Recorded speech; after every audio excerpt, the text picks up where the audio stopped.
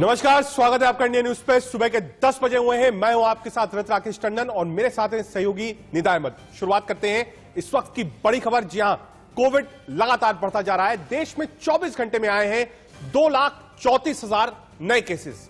आपको बता दें कि महज 24 घंटे में 1341 लोगों की कोरोना की वजह से मौत हो चुकी है। 16,73,000 लोगों का इलाज अभी भी जारी है। तो कोरोना से हाहाकार है। हर तरफ अस्पतालों में लंबी कतार लगी है। शमशानों में सिर्फ और सिर्फ चीख पुकार की आवाजें ही सुनाई दे रही है।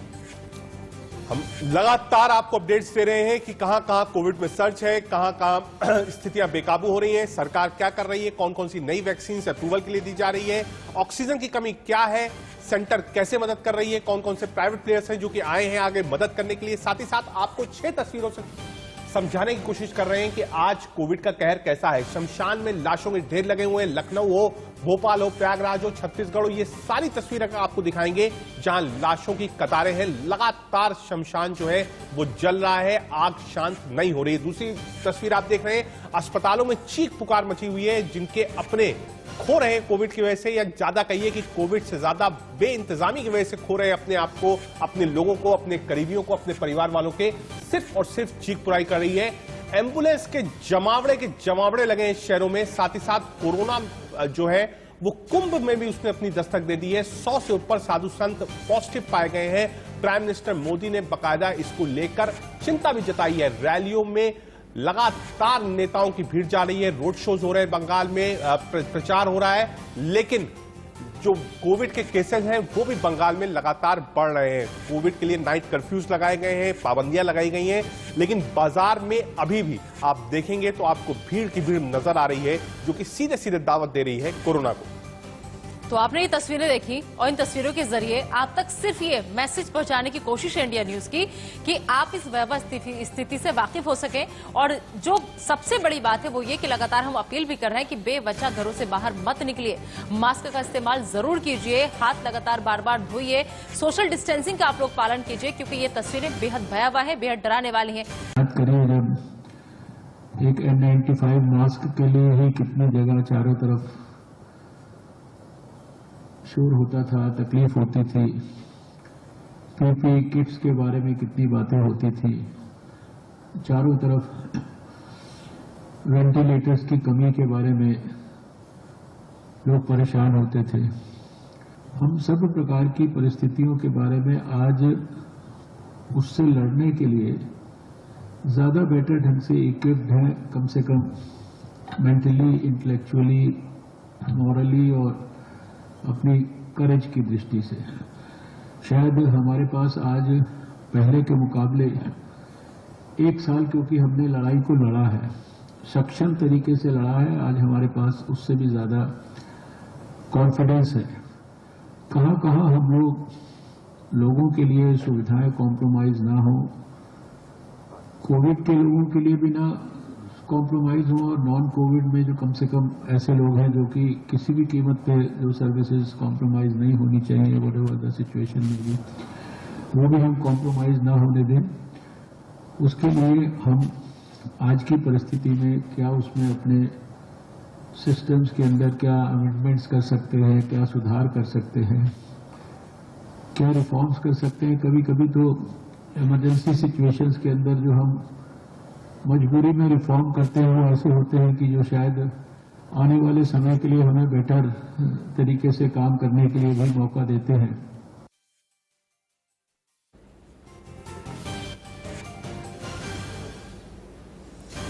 तो इसको समझने के लिए कि आखिर ये जो बीमारी है, ये जो महामारी है और कितना विकराल रूप लेती चली जा रही है, क्योंकि लगातार लाशों का ढेर हम देख पा रहे हैं, लगातार परिजनों की चीखें जो अब सुनी भी नहीं जा रही, ऐसी तस्वीरें सामने आ रही हैं। हमारे साथ डॉक्टर्स का एक बड़ा पैनल जुड़ चुका है। इनके अलावा हमारे साथ अलग अलग जगह से हमारे संवाददाता भी जुड़ेंगे जो वहां का हाल बताएंगे कि कैसे जहां कर्फ्यू है हालात कैसे हैं और कितने लोग ऐसे हैं जो अभी भी सजग हैं या अभी भी लापरवाही की तस्वीरें सामने आ रही, उनका भी रुख करेंगे। लेकिन उससे पहले आइए, डॉक्टर्स हमारे साथ जुड़ चुके हैं, उनका तारुफ आपसे हम करा देते हैं। हमारे साथ डॉक्टर श्रुति मलिक जुड़ गई हैं, जो कि डायरेक्टर हैं रेडिक्स हेल्थ केयर की। इनके अलावा हमारे साथ डॉक्टर समीर गुप्ता साहब जुड़ चुके हैं, जो कि डायरेक्टर हैं कार्डियोलॉजी मेट्रो ग्रुप के। इनके अलावा और भी लोग हमारे साथ जुड़ेंगे, धीरे धीरे उनका तारुफ आपसे हम कराते रहेंगे। बहुत बहुत स्वागत है आप सभी लोगों का हमारे इस खास पैनल में। सबसे पहले डॉक्टर श्रुति मलिक, मैं आपके पास ही आना चाहूंगी। मैम, लगातार हर दिन आंकड़ा बढ़ता चला जा रहा है। जब रात को सोते हैं इस उम्मीद के साथ कि शायद कल का सवेरा अच्छा होगा, लेकिन जब सुबह उठते हैं तो स्थिति और भयानक नजर आती है, क्योंकि मामलों में लगातार इजाफा हो रहा है।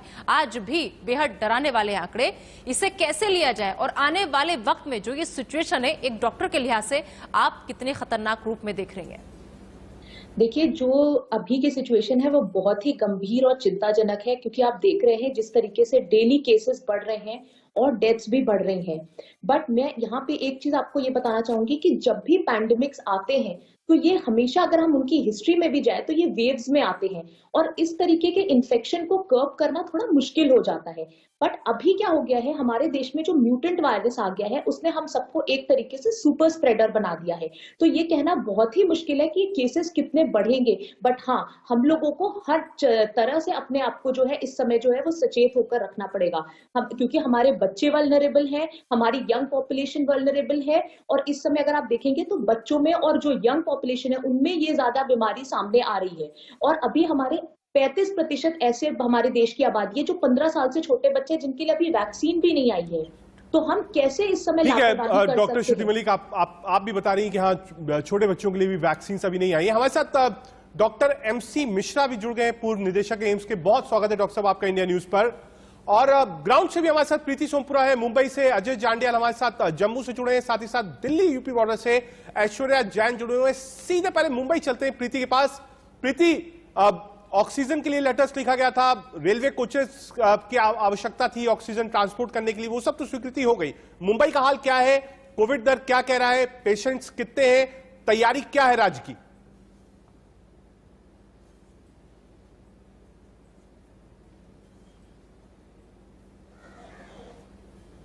प्रीति, आप तक आवाज शायद नहीं पहुंच पा रही हमारी। चलिए आगे आपसे जुड़ने की हम कोशिश करेंगे। फिलहाल आइए हम रुख कर लेते हैं दिल्ली यूपी बॉर्डर का, जहां पर ऐश्वर्या हमारे संवाददाता मौजूद हैं।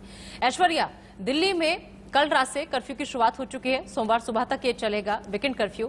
कैसा असर इसका देखने को मिल रहा है आपको? क्या लोग अभी भी समझ रहे हैं या फिर लापरवाही की तस्वीरें अभी भी दिल्ली से सामने आ रही हैं? फिलहाल कितना असर?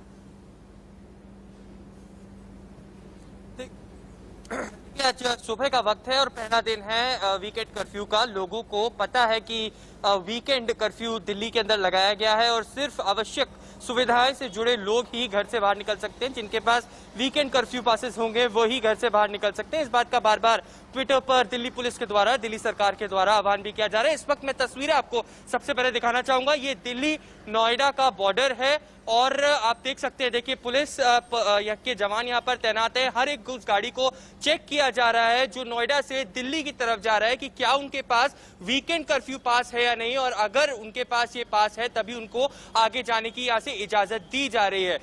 हर यहाँ पर पूरी तरीके से, अगर कैमरा पर्सन कहूं कि वो दूर से पैन करके दिखाएं तो आप देखिए पूरी रोड पर बैरिकेडिंग यहाँ पर लगाई गई है। जो भी नोएडा से दिल्ली की तरफ आ रहा है उसको यहाँ पर सख्ती रूप से चेक किया जा रहा है। कल रात की आपको अपडेट दे देते हैं कि पहला दिन था जब कल रात से वीकेंड कर्फ्यू का शुरुआत हुई थी। तो कल रात को भी लगभग 5000 से ज्यादा दिल्ली के अंदर चालान काटे गए, जो भी लोगों ने इस पूरे नाइट कर्फ्यू का उल्लंघन किया। और अगले 2 दिन तक भारी पुलिस मात्रा में जवान और सिविल पुलिस को भी तैनात किया गया है अलग अलग जगहों पर, जिससे कहीं ना कहीं इस जो बढ़ती चेन है कोविड-19 की दिल्ली के अंदर, लगभग 20,000 मामले जो आए हैं उसको कहीं ना कहीं थामा जाए और इस 2 दिन का पूरा फायदा उठाया जाए। ठीक है ऐश्वर्या, जम्मू का रुख कर लेते हैं। अजय जांडियाल वहां से हमारे साथ जुड़े हुए हैं। अजय, फिलहाल जम्मू की क्या कंडीशन है और जम्मू कितना तैयार किसी भी सिचुएशन से निपटने के लिए?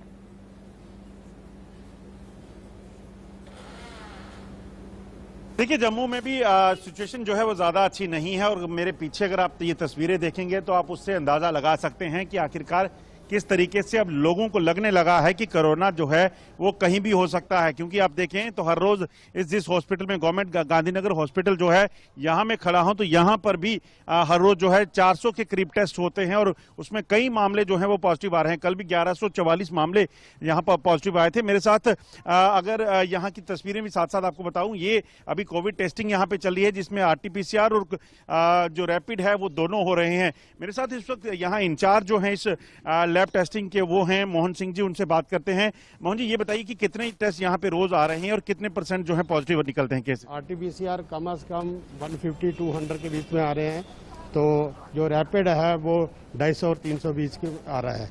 और पॉजिटिव का जो रैपिड का हम जो रिपोर्ट दे रहे हैं, कम से कम 10% तो पॉजिटिव आ रहा है। किसी दिन 12%, किसी को 13% पॉजिटिव चल रहा है। यहाँ कहाँ से लोग आते हैं? ये ट्रेवलर्स हैं या कौन हैं, या सिक्योरिटी फोर्सेस के लोग? यहाँ सिक्योरिटी फोर्सेस जो पैरामिलिट्री है वो लोग आ रहे हैं, और दूसरे जो यहाँ यानी जो बिल्स हैं आगे पीछे के, गंग्याल हो गया, RS-पुरा हो गया, जहाँ सब जगह से लोग गांधीनगरी प्रेफर कर रहे हैं।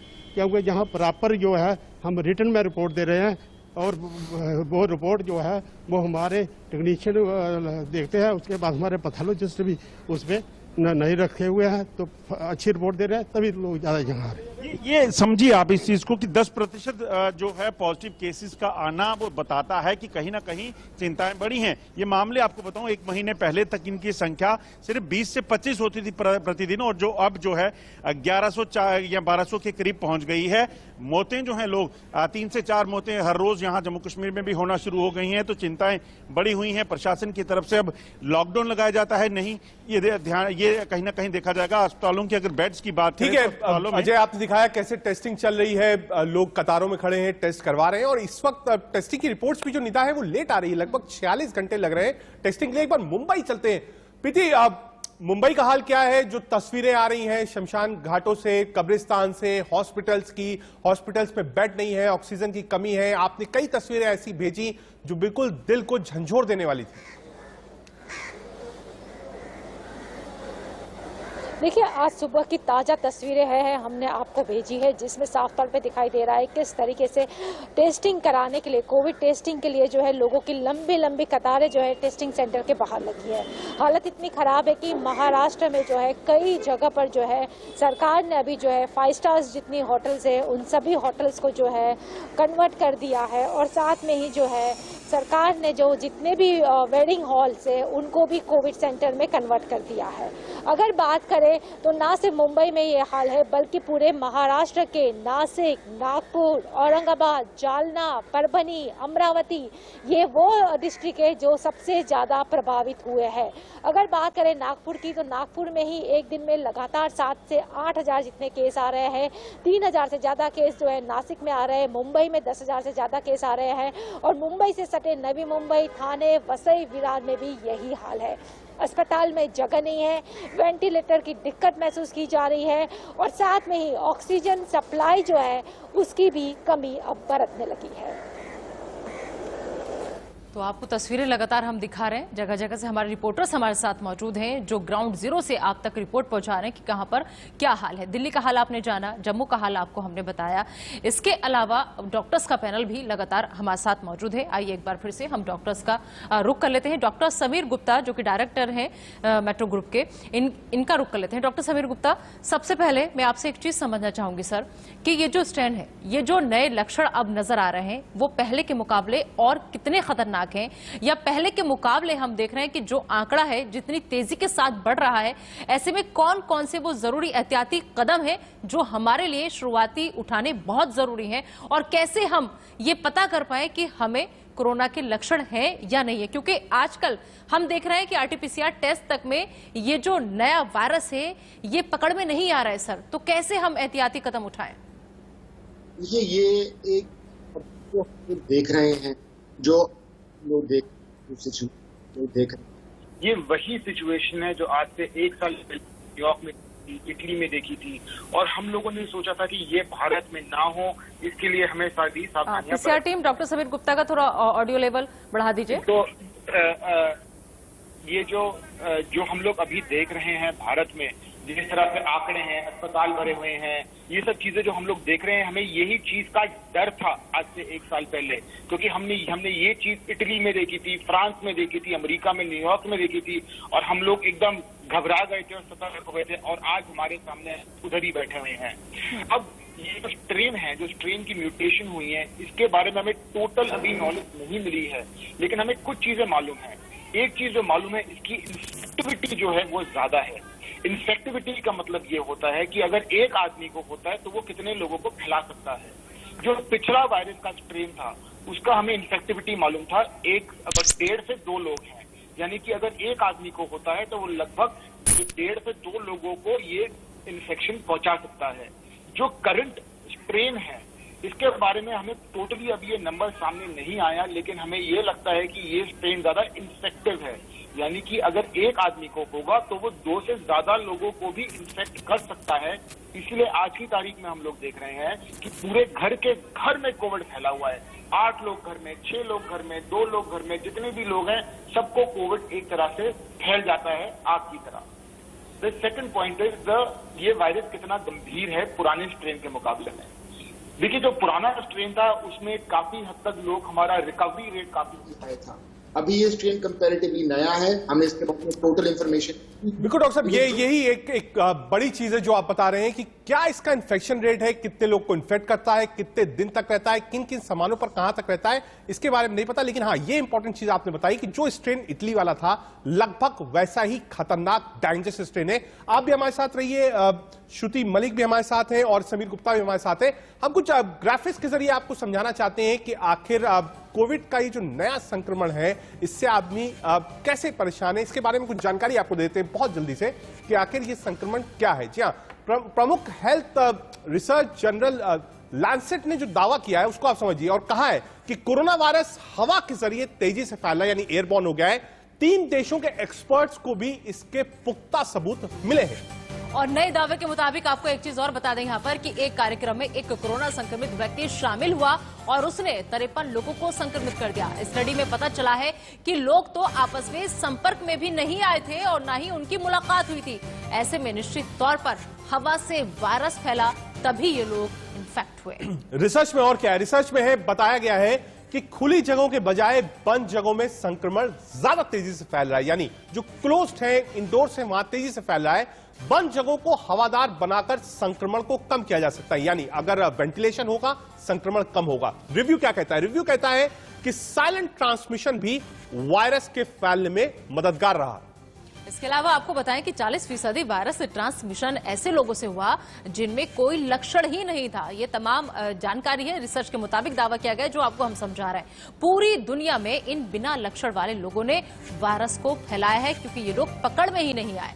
हालांकि एक्सपर्ट्स का यह भी कहना है कि हाथ धोते रहना अभी भी जरूरी है, लेकिन सारा फोकस इसी पर नहीं होना चाहिए, बल्कि वायरस को हवा में ही खत्म करने पर भी फोकस होना चाहिए कि कैसे खत्म किया जाए। इस पर रिसर्च काम कर रही है। तो चलिए बात कर लेते हैं अब यहाँ पर महाराष्ट्र की, वहां पर क्या स्थिति है एक्टिव केसों की, वो आपको हम ग्राफिक्स के जरिए समझा देते हैं। महाराष्ट्र में 6,20,060 एक्टिव केस हैं। आपको बता दें कि रिकवरी रेट जो है वो भी आप समझिए 81.3%, और वहीं जो अभी तक मौत का आंकड़ा है वो 1.63%।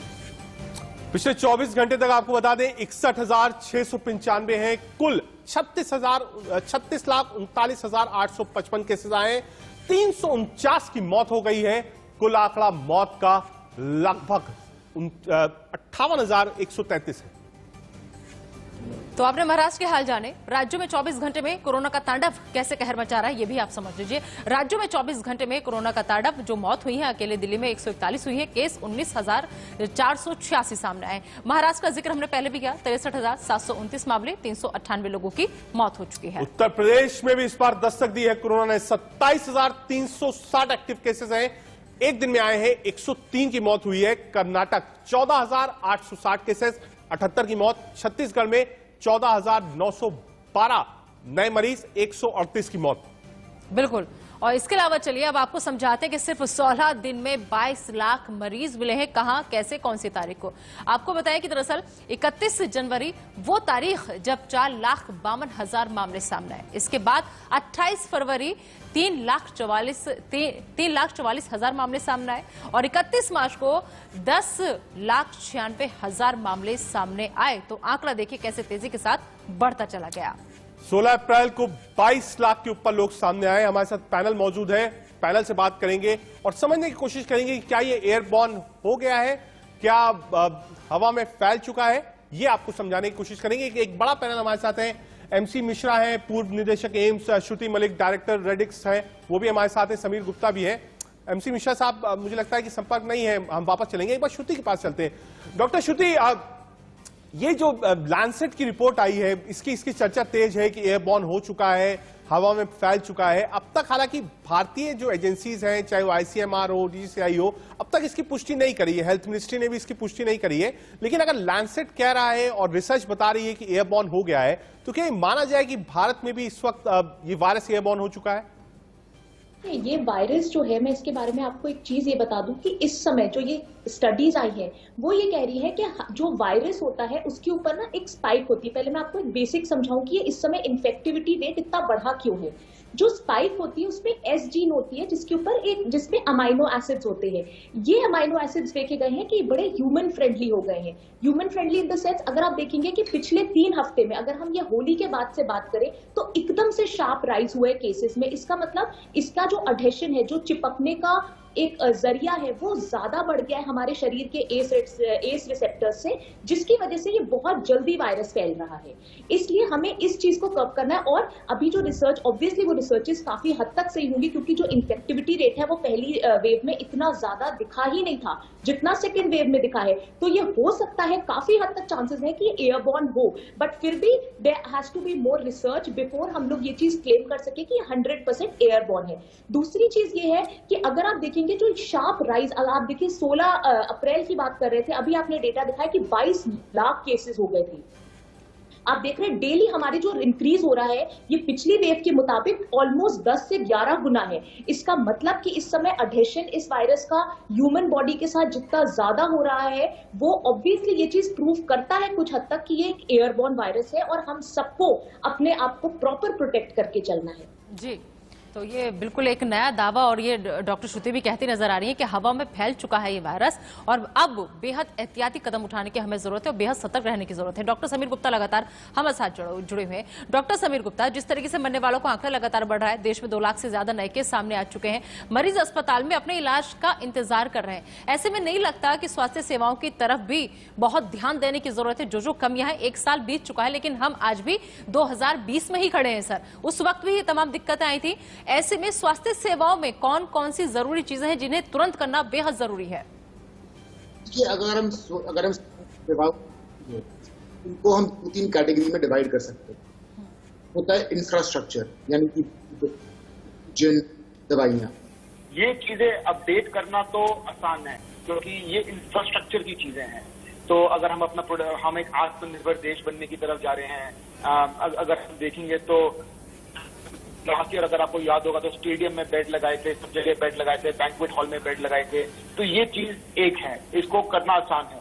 लेकिन जो सेकंड चीज है, जिसको हम बोलेंगे मैन पावर बनानी थोड़ी मुश्किल है, क्योंकि एक डॉक्टर को बनने में 6 साल लगते हैं। अगर आप नर्स को देखेंगे तो एक नर्स को बनने में, तैयार करने के लिए 12th क्लास के बाद 2 से 4 साल 5 साल लग जाते हैं। तो ये जो है is going to be the limiting factor.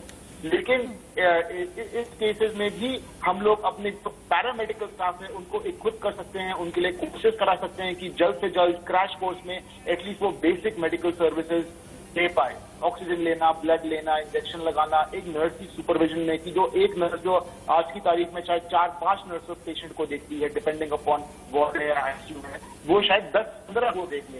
तो दिस इज द टाइम। अभी हम एक क्राइसिस मोड पर हैं। हमारे को जरूरी है कि हम मैन पावर को अपनी जल्दी से इक्विप करें और इंफ्रास्ट्रक्चर यानी कि बेड, ऑक्सीजन, मेडिकेशन, इनकी सप्लाई में भी कोई कमी ना होने दे।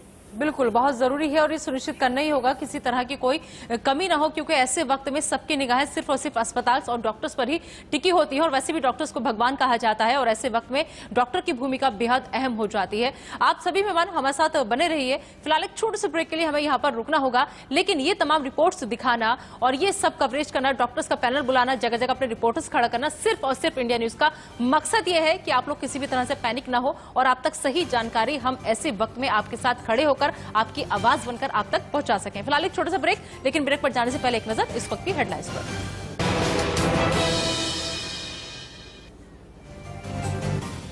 देश में 2 लाख से ज्यादा नए केस आ रहे हैं और मरने वालों का आंकड़ा 1000 से ज्यादा है।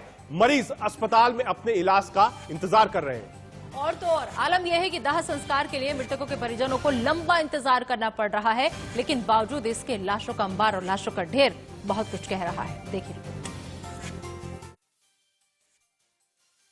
शमशान घाट फुल हुए तो देखिए कैसे पुराने लखनऊ में मौजूद गुलाला घाट के पास पार्क में शव जलाने पड़े। लिहाजा देखिए कैसे पूरा पार्क जली हुई चिताओं से पट गया। गुलाला घाट है और आप देख सकते हैं ये जो है पूरी तरह से चिताओं से लगभग पट चुका है। लाशों की संख्या है वो इतनी ज्यादा हो चुकी है कि अब उन्हें घाटों पे जगह नहीं मिली तो उन्हें यहाँ बने एक पार्क में जलाया जा रहा है। और आप संख्या देखिए इनकी। भोपाल के भदभदा विश्राम घाट प्रबंधन समिति का दावा है कि पिछले 24 घंटों में करीब 100 कोरोना संक्रमितों के शवों का अंतिम संस्कार किया गया है और शव लगातार बढ़ते जा रहे हैं। नजर आ रहा है इस समय हम भदभदा विश्राम घाट में खड़े हुए हैं और आप देख सकते हैं कि यहाँ की ये वो तस्वीर है पिछले 24 घंटों में 100 से अधिक जो है संक्रमित मरीजों की डेड बॉडी का यहाँ पे अंतिम संस्कार हुआ है। अब अगर हम चारों तरफ अपनी नजरें दौड़ाएं तो यहाँ पे सिर्फ डेड बॉडी और चिता ही नजर आएंगी। हम गिनती नहीं कर सकते, अगर गिने तो आप देख सकते हैं 1 2 3 4 5 6 7 8 ऐसे हमें 88 90 100 तक ये आंकड़ा है यहाँ पे गिनना पड़ेगा। लेकिन ये तो भदभदा की स्थिति है। राजधानी भोपाल के अन्य विश्राम घाटों की बात की जाए, कब्रिस्तानों की बात की जाए तो वहां पे भी प्रतिदिन 50 से 70 डेड बॉडी जो है उनका अंतिम संस्कार हो रहा है। यानी शमशान घाटों में चिताएं जलनी बंद नहीं हो रही हैं। हालांकि इतनी चिताएं जलाने के लिए अब समस्या लकड़ी की सामने आ रही है। लिहाजा देखिए कैसे भदभदा विश्राम घाट पर लगातार ट्रक पर ट्रक लकड़ी उतारी जा रही है, जिसके लिए कई संगठनों ने मदद का हाथ आगे बढ़ाया है। तो बेहतर है। हम कल 8 ट्रक लकड़ी लाए थे, परसों हम लोग 6 ट्रक लकड़ी लेके आए, आज 5 ट्रक लकड़ी लेकर हम लोग आए हैं। मैं समझता हूं कि श्रमदान से बड़ा कोई दान नहीं हो सकता। हमने सभी कार्यकर्ताओं को आज श्रमदान करने का संकल्प दिलाया था। सभी हमारे कार्यकर्ता स्वयंसेवक यहाँ के ऊपर आए हैं और भदभदा विश्राम घाट में हम लकड़ी की कमी नहीं आए इस बात की पूरी तरीके से चिंता कर रहे हैं।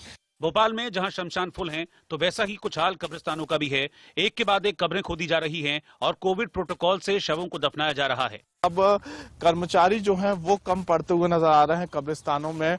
उसके लिए जो है जेसीबी मशीन बुलवाई गई है गड्ढे करने के लिए, क्योंकि उनके हाथों में काफी छाले हो चुके हैं। और ये राजधानी भोपाल का बड़ा एक कब्रिस्तान है जदा, यहाँ पे जो है सिर्फ संक्रमित मरीजों को ही दफनाया जा रहा है।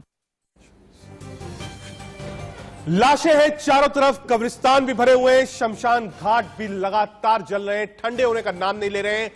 लोग बिलबिला रहे हैं, लोग कह रहे हैं कब इस कोविड से निजात मिलेगा। इंडिया न्यूज बार बार आपसे अपील करता है, जरूरत ना हो घर से बाहर बिल्कुल मत जाइए। 2 गज की दूरी, मास्क जरूरी जी आप फॉलो करिए, क्योंकि ये समय ऐसा है जब आपको बचना है। हमारे साथ 2 डॉक्टर्स हैं जुड़े हुए हैं। श्रुति मलिक है हमारे पास डायरेक्टर रैडिक्स हेल्थ केयर से, और समीर गुप्ता है डायरेक्टर कार्डियोलॉजी मेट्रो ग्रुप से। श्रुति, आपने बताया कि हाँ एयरबॉर्न हो सकता है, लेकिन अब जो दिक्कत आ रही है वो ये आ रही है कि आरटीपीसीआर की जब तक रिपोर्ट आ रही है तब तक 40 से 45% जो लंग्स है वो डैमेज हो जा रही है। अब आप बात करिए कि अगर टेस्टिंग की, तो टेस्टिंग पर इतना ज्यादा लोड है कि 2-2, 3-3 दिन तक रिपोर्ट्स नहीं आ पा रही हैं। ऐसे में आदमी क्या करे? जो आदमी घर पे है, पहले उनके लिए बताइए कि जो 60 साल से ऊपर के लोग हैं और 10 साल से नीचे के बच्चे हैं, वो क्या प्रिकॉशंस लें? लोग घरों में क्या कर सकते हैं कि कोविड से बचें? देखिए, जो सबसे पहले मैं देख रही हूँ लोग क्या कर रहे हैं, हमें इस वायरस को समझना पड़ेगा। इस वायरस और ये जो स्ट्रेन है इस समय जो हमारे बीच में डबल म्यूटेंट स्ट्रेन आया है, ये इसमें दो चीजें हैं। पहला तो है B1.1.7 और दूसरा है B1.617। ये जो आया है ये शुरू के 4-5 दिन तो आपको नॉर्मल सिम्टम्स देता है, हल्की बहुत खांसी, फीवर। 5th डे के बाद से हम लोग देख रहे हैं कि पेशेंट का डिट्यूरिएशन एकदम से स्टार्ट होने लगता है। तो इस समय मैं सबको ये बताऊंगी कि हर आदमी जिसको भी लगे, देखिए कई बार लोग क्या कर रहे हैं कि अपने RT-PCR की रिपोर्ट का वेट करते हैं, उनको लगता है नहीं हल्का फीवर है, हो सकता है कोविड ना हो मेरे को, but any fever until and unless prove, मैं फिर से रिपीट करूंगी, any fever until and unless prove is a Covid fever. क्योंकि इस समय पैंडेमिक है, हर तरफ हमारे वायरस है, वी कैन नॉट से कि ये कोविड नहीं हो सकता। तो हमें सबसे पहले तो ये मान के चलना होगा कि ये हो सकता है और हमें वैसे ही प्रिकॉशंस लेने होंगे। और लोग क्या कर रहे हैं, ये डॉक्टर तक लेट पहुंच रहे हैं। आप पहले दिन से अपने फिजिशियन से, आप नहीं जा सकते अस्पताल, कोई प्रॉब्लम नहीं, आप अपने फिजिशियन से बात करिए टेली कंसल्टेशन करके और एक एक दिन को मॉनिटर करिए। कभी भी ऑक्सीजन लेवल एक पहले दिन से ही फॉल नहीं होने लगता, ये होता है 5th-6th डे के बाद से डिट्यूरिएट होता है। आप पहले सिर्फ प्लेन अपनी बुखार आता है, आप अपने सिम्टम्स पे ट्रैक करिए और अपने डॉक्टर को डेली बताइए। मैं ये भी देख रही हूँ कई लोग दूसरे दिन ही अपने CT स्कैन के लिए चले जाते हैं। CT स्कैन में कहाँ से आएगा इन्फेक्शन आपका इतनी जल्दी, जहां पर आपको मैं तो इसलिए अगर हम लोग कितने दिन इंतजार करना चाहिए? अगर तबीयत आपकी नासाज लग रही है, आपको फीवर फील हो रहा है, तो कितने दिन वेट करना चाहिए, उसके बाद डॉक्टर से सलाह मशवरा करना चाहिए? आप देखिए, आप जब अपने डॉक्टर से कंसल्ट करेंगे, वो आपको एक एक दिन जब आप ट्रैक करेंगे, आपको खुद ही पता चल जाएगा कि आपका धीरे धीरे SpO2 लो हो रहा है, आपको और सिम्टम्स बढ़ रहे हैं। उससे आपको खुद ही डॉक्टर गाइड करेगा कि आप कब आप अपना CT स्कैन कराइए और आपको कैसे हमें पता चल जाएगा किस तरीके से हम उसको जो है वो ट्रैक कर सकते हैं। दूसरी चीज, जहां तक RT-PCR की बात है, मैं आपको बता दूं RT-PCR में 66% जो है वो सही होता है, बाकी false positive, false negative results आते हैं। तो आप अपने सिम्टम्स के साथ, डॉक्टर की कंसल्टेशन के साथ, और अगर आपको लग रहा है कि आपकी रिपोर्ट नेगेटिव आई और आपको सिम्टम्स है, आप रिपीट RT-PCR कराइए, हो सकता है। ठीक है, श्रुति आपने बताया 66% ही RT-PCR के रिजल्ट सही माने जाएंगे। आपने कहा पहले दिन, दर्शकों को बताया आपने कि पहले दिन आप मत चले जाइए CT स्कैन या HRCT थोरैक्स कराने के लिए, आप बिल्कुल मत जाइए, 4 दिन 5 दिन आपको वेट करना पड़ेगा। इस समय अगर फीवर है आपको तो बिल्कुल मत सोचिए कि कोविड नहीं है, पैंडेमिक फैला हुआ है। आप इस तरीके से सोचिए कि आपको डॉक्टर के टच में रहना है, सिर्फ ऐसा नहीं करना है कि घर पर बैठकर खुद डॉक्टर बनकर पैरासीटामोल खा लेनी है, आपको डॉक्टर को बकायदा फोन करके बताना ही दिक्कत है। हमारे साथ डॉक्टर समीर गुप्ता भी जुड़े हैं। डॉक्टर, क्योंकि आप कार्डियोलॉजिस्ट हैं मेट्रो ग्रुप पे, डॉक्टर साहब जो सबसे बड़ी परेशानी इस वेरिएंट में मिल रही है वो ये मिल रही है कि चेस्ट इंफेक्शन लगभग 70% तक है, और सबसे ज्यादा दिक्कत जो है इस बार वो फीवर लोगों को कम आ रहा है, सांस लेने में दिक्कत ज्यादा है। कोई ऐसी एक्सरसाइज, कोई ऐसी दवाई जो घर में लेकर आम पब्लिक जिसको फॉलो कर पाए बचाव के लिए?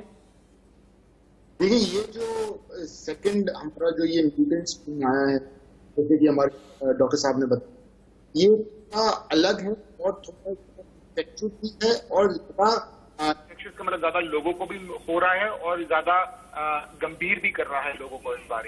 ये आंकड़े भी हमारे सामने धीरे धीरे सामने आ रहे हैं। तो इट इज वेरी इंपॉर्टेंट, जब वैश्विक महामारी फैली होती है और अगर आपको बुखार आया, it is Covid until proven otherwise, यानी कि ये कोविड है जब तक हम प्रूव करें कोविड ना हो। अगर आप घर पर बैठे हुए हैं और आपको कोविड नहीं है तो आप जो हो अपनी इम्यूनिटी को बढ़ाइए, अच्छा खाना खाइए, एक्सरसाइज करिए, लंग की एक्सरसाइजेस करिए। ये सब चीजों से आपको, जब अगर आपको इन्फेक्शन होगा तो थोड़ी आपकी बॉडी में स्टैमिना फैलेगा। Exercise is very very very important. बाहर मत जाइए, घर में एक्सरसाइज करिए, वॉक करिए, दंड लगाइए, चेयर की एक्सरसाइजेस करिए, दुनिया भर की एक्सरसाइज होती है, यूट्यूब पे देखिए, योगा करिए। इन सब चीजों से आपकी इम्यूनिटी बढ़ेगी एंड इम्यूनिटी इंप्रूव करना बहुत बहुत जरूरी है कि कल को अगर आपको इन्फेक्शन हो तो आपके अंदर उससे लड़ने की क्षमता हो।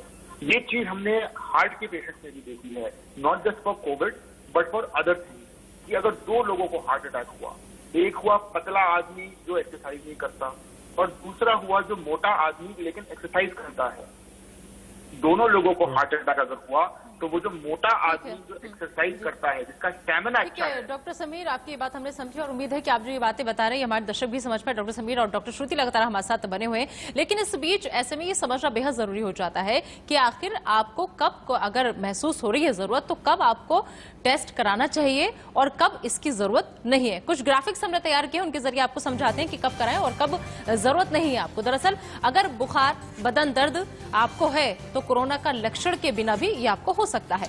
सांस में परेशानी, सिर्फ डर कर आप टेस्ट ना कराएं। स्वाद, खुशबू नहीं आना, वैक्सीन के 2 डोज होने पर टेस्ट आपको नहीं कराना है। जी हां, ठंड लगना, वैक्सीनेशन के 2 हफ्ते बाद तक टेस्ट आपको नहीं कराना है। कोरोना पेशेंट से संपर्क पर, कोरोना मरीज से दूर रहने पर टेस्ट कराना है। तो आपने समझा कि कब आपको टेस्ट कराना है और आपको कब नहीं कराना है। फिलहाल हमारे साथ तमाम मेहमान जुड़े हुए थे, हमारे रिपोर्टर्स भी ग्राउंड जीरो से लगातार रिपोर्ट दे रहे थे। आप सभी लोगों का बहुत बहुत शुक्रिया इस हमारे खास शो में आने के लिए, हमें वक्त देने के लिए और इतनी अहम जानकारी हमारे दर्शकों तक पहुंचाने के लिए। तो लगातार कोरोना से हालात बेहद बद से बदतर होते चले जा रहे हैं और ऐसे में इंडिया न्यूज अपनी पूरी जिम्मेदारी के साथ आपके साथ खड़ा है, आपकी आवाज बनकर। लिहाजा हर खबर सबसे पहले आप तक हम पहुंचाएंगे। एक छोटा सा ब्रेक, आप देखते रहिए इंडिया न्यूज।